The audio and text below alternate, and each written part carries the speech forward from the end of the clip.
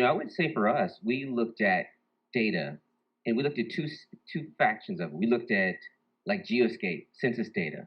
I mean, you got to understand when people set up a shopping mall, they're doing a lot of ethnographic studies of who's in the neighborhood who's going to come through and spend money.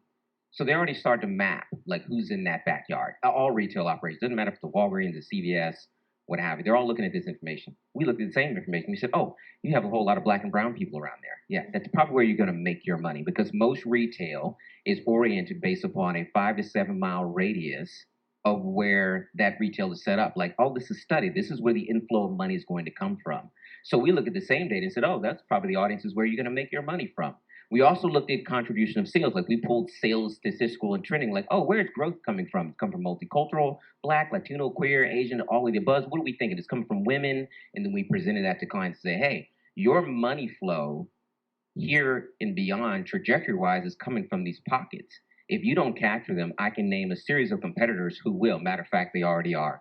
We use that as a catalyst to say, if you don't go capture your unfair share, somebody's going to take it from you, you'll just be out of the game, or you'll be overspending to play catch up.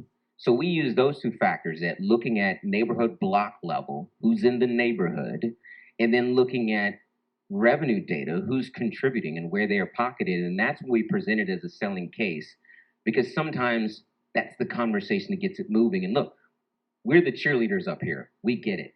But there's always the unsellable you have to sell. And a lot of times those are money people.